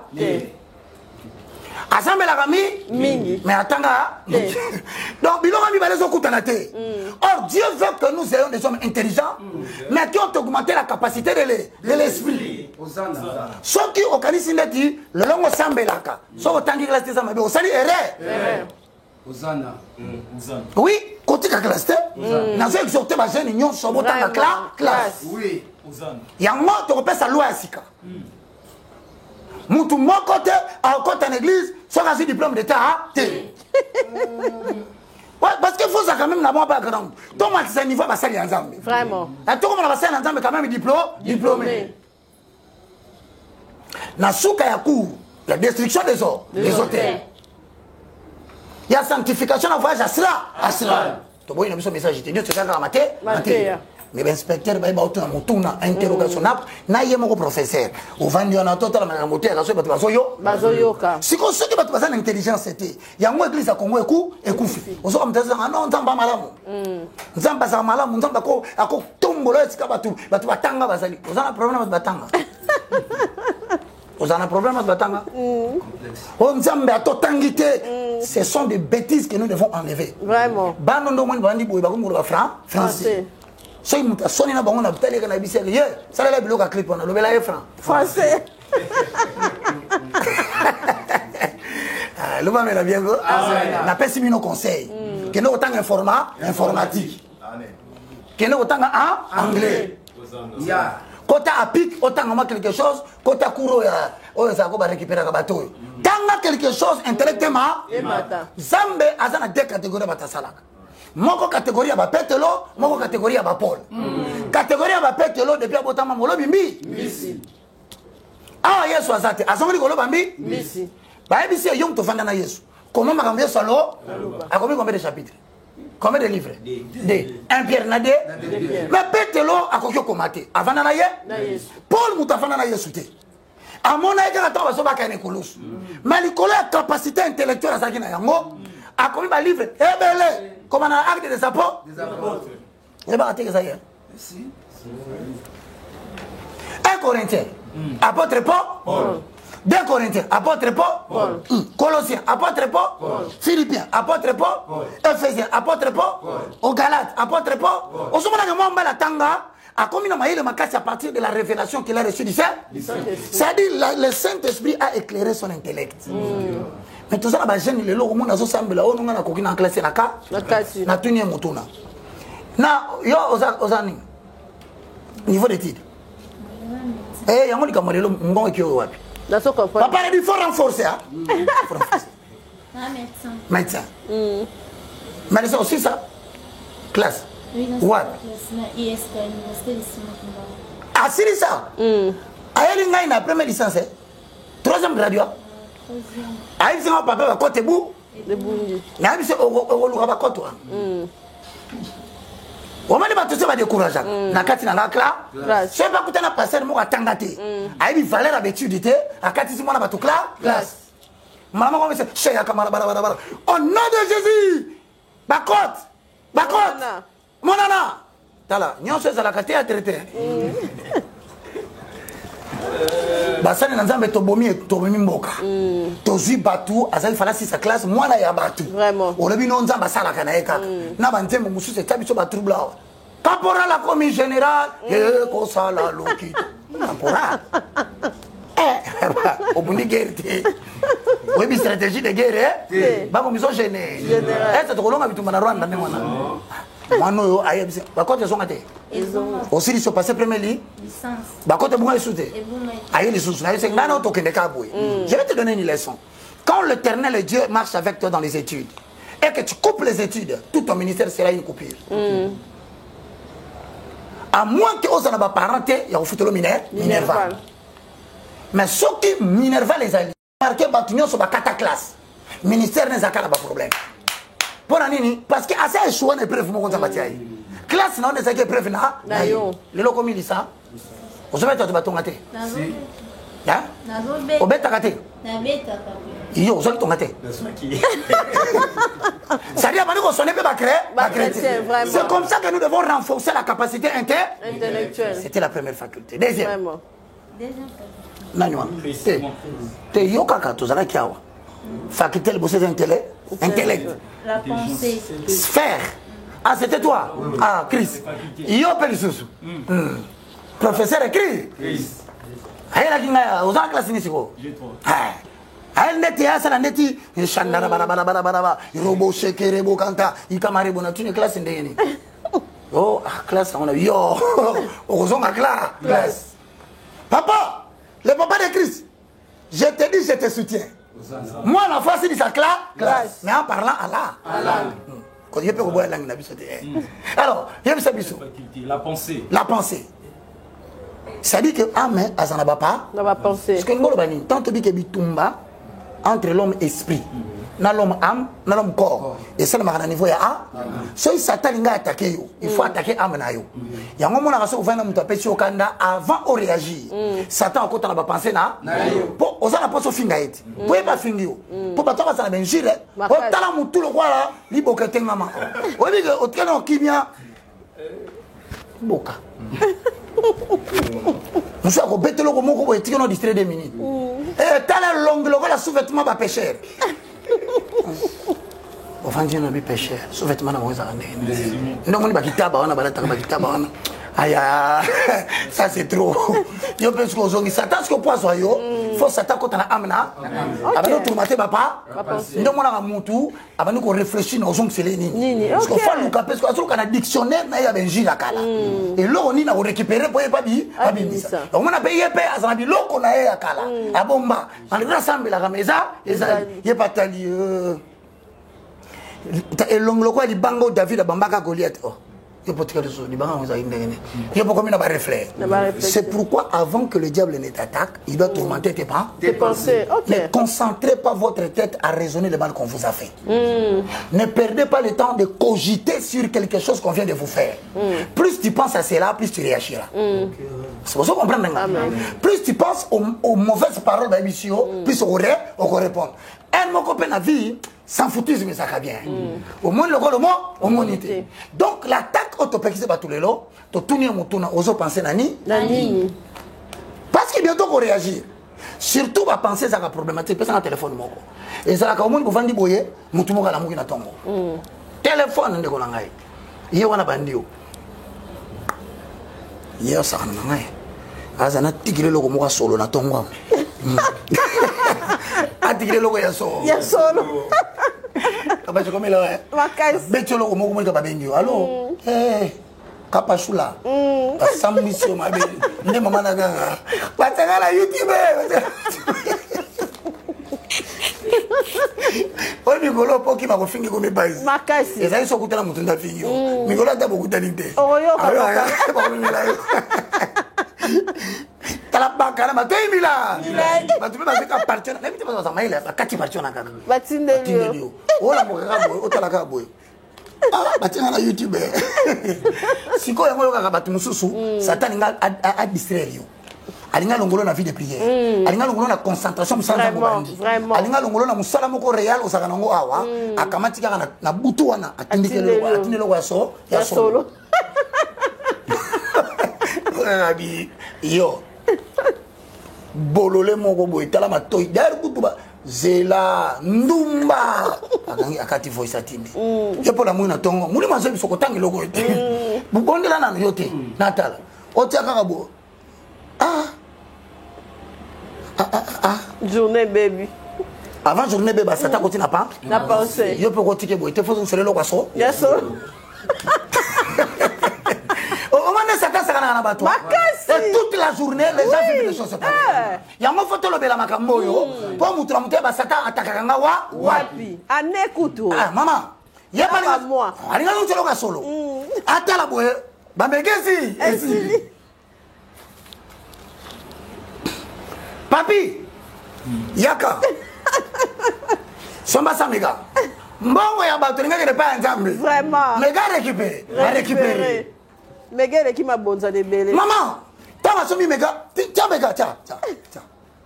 Ensuite, mega c'est nini? Yo tiens mega, tiens. Bon, en attendant mega soyate, ma connexion c'est qui me compliqué, me colonne de ba réseau comme compliqué. Asu ba unité. Ana benga na ba unité jusqu'au abengi. Il pas préparer le quoi solo. Il y a pas kuna ton mon téléphone. Ayi que mon téléphone benga c'est alga fi. Aboy koya. Téléphone va na kate ba nikolo ba la votre correspondant est occupé. No akatinga hier. Ok, na molo kwa katinga na no landele na WhatsApp. No tikele odia solo. Wala yona Satan bozo solo là vraiment. Na ko bisa ok o lexa katami ngo so na diable. Ola o lexa Satan on a pris la prière. Et là on va finir que ngena nzoto te. Nga de pe finga matoi milai. Ni ara maraka ke mwana nga para ni matoi na. C'est ma bête. Siko tangu mega atoko ba. Poso le fo. Bana ntambe fo ba Satan atakaka bango ndenge. À partir de miso banda kobi. Kobima. Ye pas zimba la moko. Na audio. Na lobia. Omoni yo. Tala, na moni kutu loko alobelo zate. Moyibi. Ozandumba. Bandi. Escroc. Comment dit au pété? Hein? Mon tout le petit pétage. N'a pas si de ni les sirènes. Raison. C'est pas quatre. T'as n'importe quoi vous amusez. Combat de ni les motos sont n'a pas portable. T'as pas si un mot. Monté, Anna Studio. Afro pétage. Pas d'autres les cas. Tous les cas. Il y a des gars à la jeter. Oh, bah, tu soutenir Ronaldo. Alors, je te recommande. Si koyo, yepe kuna zui. Afongola boye, amuni yopo bise ke yaza pétage. Yepe abino azela komona. Ti o mana journée mon belagi kakabo boye. O l'équipe mbongo te. Mbongo suite kanda ezangatina. Toutes les relations qui ne t'apportent pas la paix, il faut les effacer de ton portable. Vraiment. Parce que bazo tourmenté va penser là. Amen. Il a mis ça toute troisième faculté. La troisième faculté, c'est la volonté. Ça dit la volonté. La volonté. Moutou poa sala likambu. Soit dans la poste à kosa. Kosala. Yango Satan utilise ka âme. Pour âme n'a pas ça moutou poste à kosa. Non mon moutou avandi pour la bio ngai na tiki eko. Ekobo. Mais ekobo ano tiki na muno. Na muno. Voilà. Na makina na mai na resi. Esilité. Prière bandi. Oyami muke obimino libanda. So lingolonge kobo yoka conseil na pesa. So mo to komi 17h zonganda. Chaque jour. Musa les sili zonganda? Ndako. Na bierni 17h. So komoni to komi les 30. Ti to koma les 5. Kobimaka? Te. Po bani ba futo sa. Salaire. E benda keko? Ekobo. So to komi na fin de l'année. À partir du 25 décembre, ti to kota le 7 janvier. Kotambula kamingi, batu balonga makamami sa to balonga eko. Soko salaire. Samedi na ba 16h. Ide ba? Vas-y. Mpa koti nanzo? Nanzo. On kolo posa na pesa mutu mo bisou hein. Comment ta bisou? Bongeti. Yo nyangwe. Wasabi, nyangwe. Jomistic. Jomistic. Nasa ba bruit. Ya. Boya ba rendez-vous ya samedi au battre la kondi. Kondima. Vraiment. Sikoyo idée elio. Satan on l'a la volonté. Mbala moko ki kam idée. Petit toi. Judith. Comme un ange dit. On a côté ce qu'on a au niveau à âme. C'est la branche avant. La volonté. Bazwana titi. On remarque. Nabi bango. On a mutoka comme série. On dirait qu'on va le malonga. On dirait Judith tanga zawa. Oh Judith. So plus c'est ça sonner sur un bateau plus c'est pas au mat.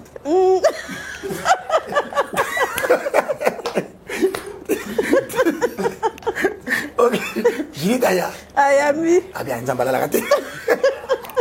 Comment me ça Judith? Oh, moi la mère. Bon, j'ai passé pour Kabouani. Comment on a un soutien? Comment ça? Ah? Oh, ouais, on a un yangoueti. Yaka ya. Pameka kaka. Somo. Yaka, wana volonté bani koko? Koko. Quand on a sonné non ngana. Kuna pe Judith, ça t'a signalé qui? Ba bengo kalami. Non, ba bio, ngapela sako c'est la peine là yo. O benga mnene ngoye baki ya. Ya na nyangwe. Ah, John Mystique ah? Ah, OK, ça va. Malamo bandi. Kalikili yambo? Yambo. Judith paye mon hôtel, mi balé. Si on a kawana na no fa calculer te. Bon, volonté o ekobo. Voilà. Nzambe pa batela ye. Alaba ko na 17h30, 18h, Judith asoyate. Avec le Judith marami ba, yamiba. Kolo koko protéger yo lorsque le diable veut utiliser ta volonté. Amen. Au moins ni pena nzamba linga kayo asali ke ngomane salema te. Yo so persévérer ka. Abia na kangami na mbutaya jawa. Naza côté ya ina. Aya. Zwa moto na ufuta. Zwa moto. Ya rapide. On a déjà les sous c'est la tinzo. Nzoto. Et maîtriser âme ya moto.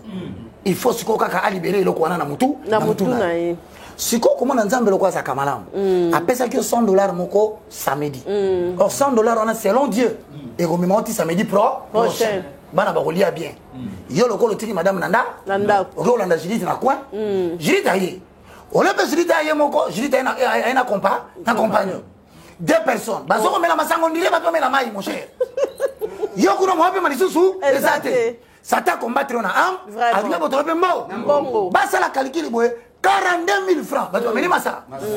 À compter 42 000, il y a 60 000. 8 000 étiquettes.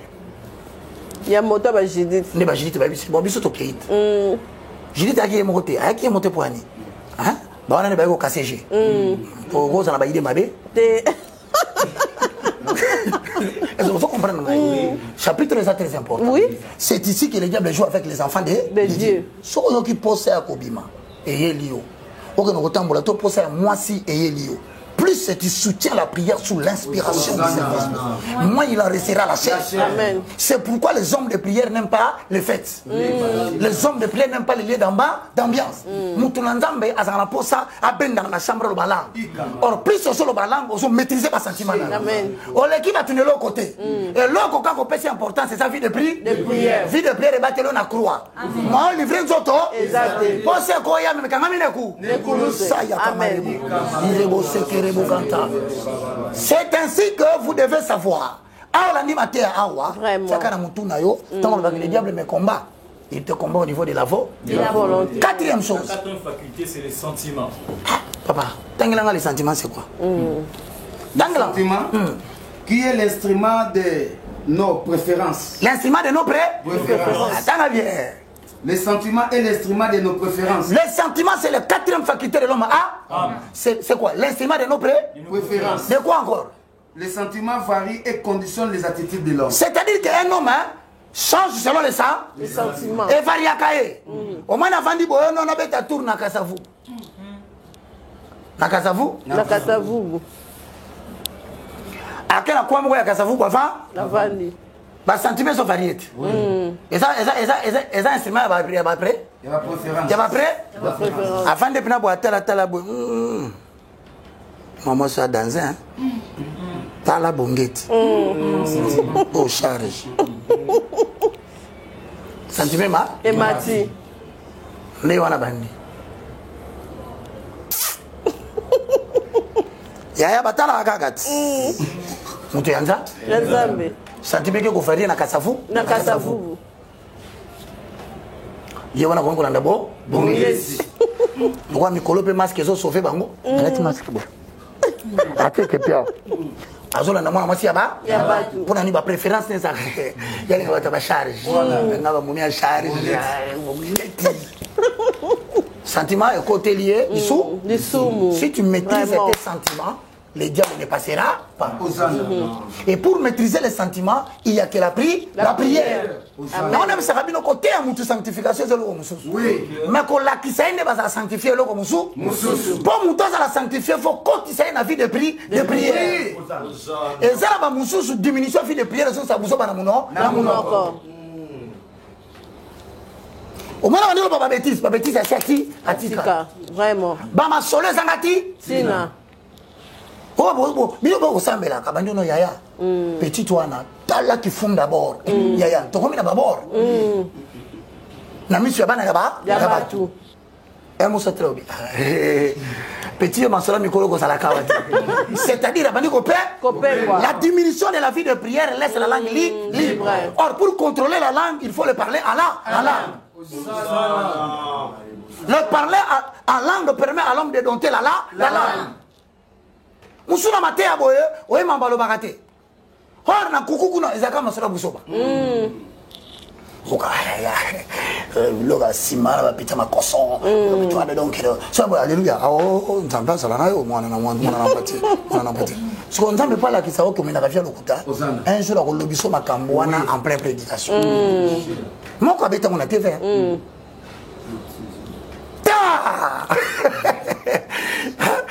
Ezali pe andi direct au London. Il fera le baba bele monsieur ça comme bele à kofanda te. yo ka suya lokatiki tanga tini ke mo bi ako bokata ni biloko bakana koko ya mwana bi un homme de Dieu doit contrôler son langage. Il ne doit pas laisser n'importe quoi sortir de sa bouche. Mais l'abondance qui est dit la bouche, c'est l'abondance qui est dans le cœur. Ce qui n'a qu'à ta vie, vie de prière ici. Au comment nous tomons en zoto à caractère téléphonique. C'est pourquoi, si tu ne me gères pas les sentiments, tu ne seras jamais un homme qui craint Dieu. Parce que les sentiments ne sont jamais les mêmes. Ils varient selon les préférences et ils varient selon ce que tu ne veux pas. C'est pourquoi ma maladie à ma casse, il a préféré. Tu as combien de minutes déjà? Joe. La préférence c'est Sabine lo mo lelo.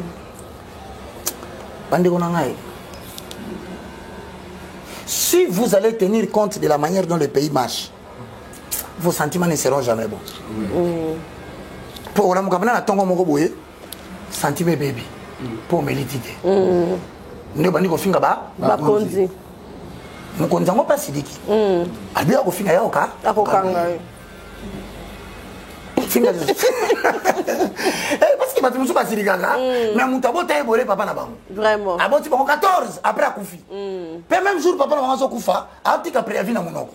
Nani comment on est testament na monoko. Asobenga c'est kapa. Homoni na seya. Homoni na seya. Na seya nini papa? Na seya. Seya. Na seya. Mais kasi papa lobati. Natika ki mbongo ne. Natika mbongo. OK. Papa ko? Atiki lo? Elo côté. Na li loba nda loba ekei. Ekei. Mwana nasko tanga tomboki, akomi ne journaliste. Mwana mukana tongo yeka ka président na monoko na. Oro mutasala mabende tatana ba. Dabango. Mutakomi se na via passer ça mukonza mboka te. Mutakomi si bana no passer ça yomoko. Je le dis, l'homme est l'artisan de son bonheur, il est l'artisan de son malheur. Il récolte dans sa vieillesse ce qu'il a semé dans sa jeunesse. Ouais. Batumuso so condamné batulelo mais batamboli bien te. Ouais. Yanga na pesi bino conseil. À partir de lelo, contrôlez vos sentiments. Kotika va penser le que belé. A tout moni mutoya biso mama kapage. Au moni toloti yo, to moni oboti. Mano kobotana. Ah ya ya. Lobana il est écrit dans la parole de Dieu. Jésus a bota makana ndako ya ba mère. Sage femme azalaki, sage homme azalaki, ba meme nde bazalaki wana. Abimani kolo. Abimana mutu. Abimana. Parfois ba mutu kuto za ba sage femme tabima bien. Et bongo ngai mutu nazalaka na batu ya IFC. Vraiment. To ça qu'on se donner de la terre. Moi na wana ko bima nitro to nitro. Amen. A ko bima na kimia nyonso bana na ko bima te ya ba. Ya ba. Bonga ma to pesa taille mon cher. Que Dieu vous bénisse et bien aimé dans les Seigneurs. Vraiment. Donc comme on a besoin de souka, maman préféré, au bon parti voilà. Tout ça mon côté. Mais au moins le lobe va apprendre les facultés de l'homme âme et la sphère d'influence de l'homme âme. Si qu'on trouve que mon tupo a la homme esprit. Face à la vie de prière. Il y a un de tout ça là. On est mis ça en bon bambou on a hein. Ça y est pour exemple, on a beaucoup mamba solo. Bonjour à mon papa. Ah ben nous allez, on va chanter pour l'éternel. Amen.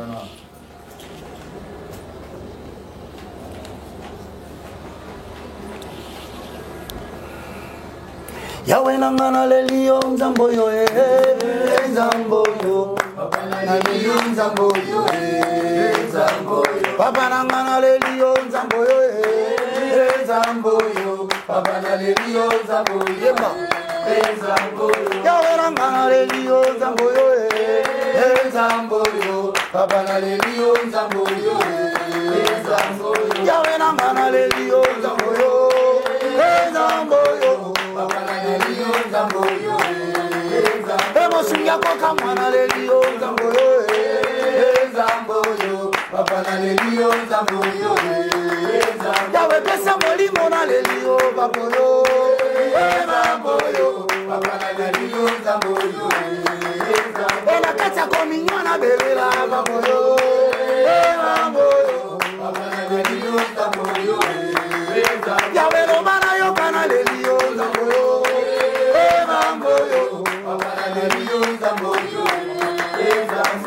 Yo Abraham salani nzamboyo boakoma edembo nzamboyo Yawe ranga Isaac salani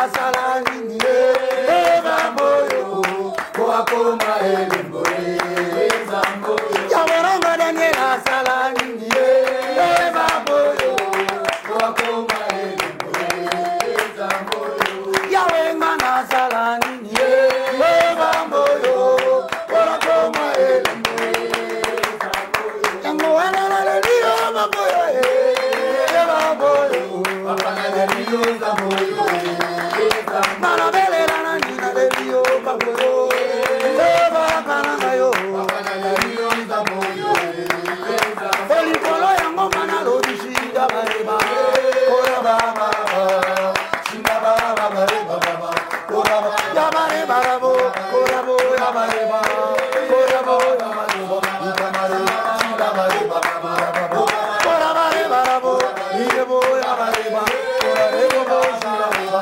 Ikamare Yabareba Baba Ora bareba Rabo Irebo Yabareba Ora rebo bo Yabareba Ikamare bo Shinda Bareba Ora ba Yabareba Raba Ora bo Yabareba Ora rebo bo Yabareba Shinda Bareba Ora reba Ora baba Yabareba Raba Ora bo Yabareba Ora reba Shinda Yabareba Baba Ora bo Yabareba Raba Ora bo Yabareba Ora reba Yabareba Ora reba Shinda Bareba Ora ba Yabareba Raba Ora Yabareba Raba Ora bo Yabareba Ibarebo Shinda Bareba Ora ba Yabareba Rabo Ora bo Yabareba Ora reba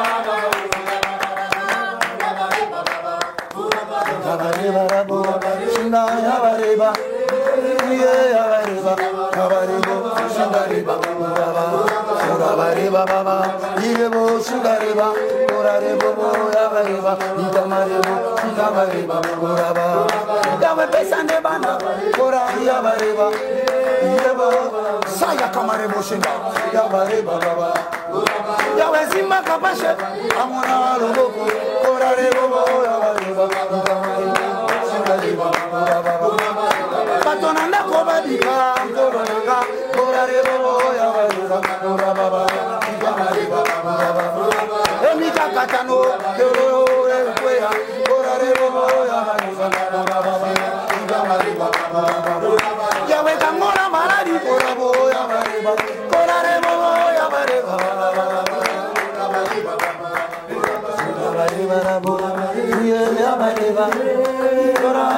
Pour l'amour de Sion, moi votre père je ne me tairai pas.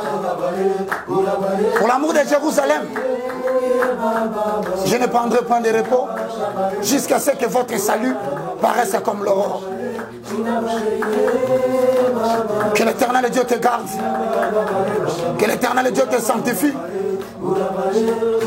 que l'Éternel Dieu te préserve de tout mal, que l'Éternel pardonne tes péchés, que l'Éternel te donne la force de revenir dans la vie de prière, que l'Éternel restaure ta vie de prière, que l'Éternel te ramène dans sa présence, que l'Éternel allume la lampe de la révélation dans ta vie.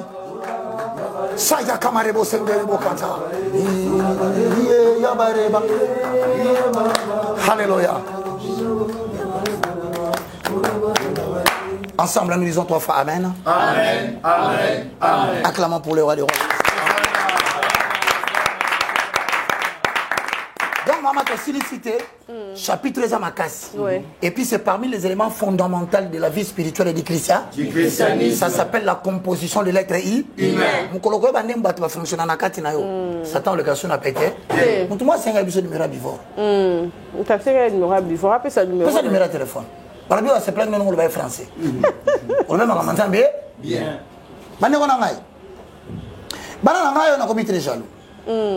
Na pesa ka numéro mbala libo ya libosu. Et même là biso ba pro. Pas problème, c'est ça. Ça na poso pas mon bivore. Papa c'est ça. Hein, au bengi no papa na tina bivore autant. Ah, dernièrement matinda $100 pande komo. Na bisa ki binote. Pesa to kopé, ça. Na kopé ça ka ngai to, pesa ngai biso peto to tingina pa frère kapa, kapash. Hein? Ça kapash mais la tamini ya. Vraiment. Maman c'est.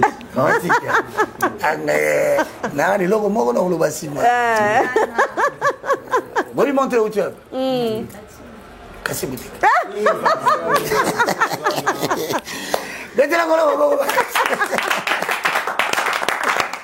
Maman Kapache, Kombo ya Nzambe, topesi merci pour la humilité na yo. Merci. Pour la sens ya effacement na yo. Vraiment. Nzambe oto so salela. Amen. Abatela yo. Amen.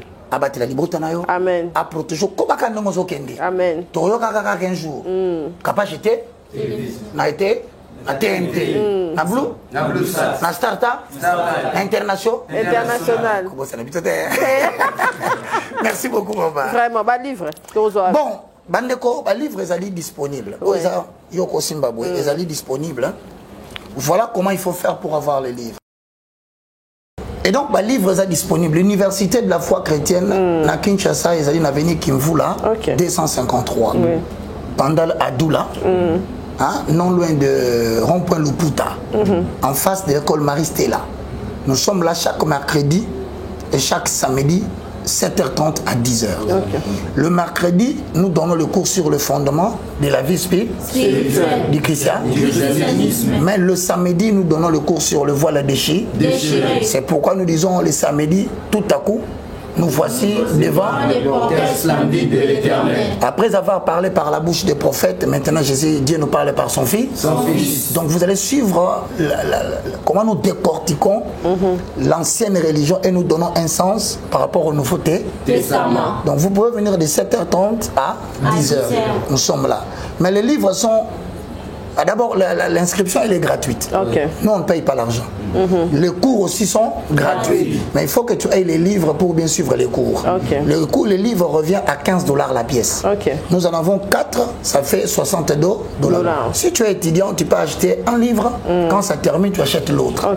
Mais aux gens qui sont à l'extérieur, qui nous suivent par IFC Sion TV ou Roger Baka Officiel TV ou aussi par l'émission ici chez Kapache TV.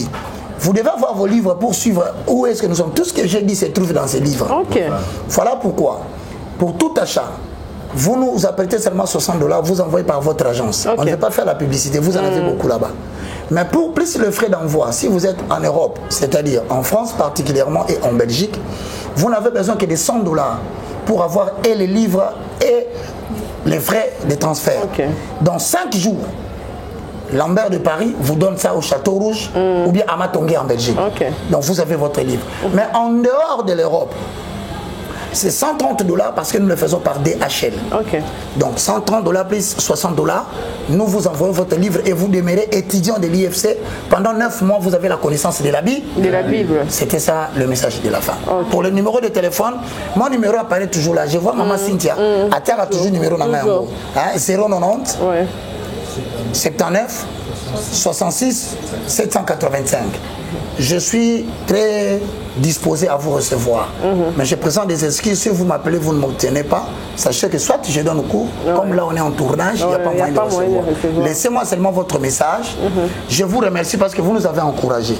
Vous nous avez dit dans les commentaires de Maman Kapache que nous souhaitons que vous reveniez.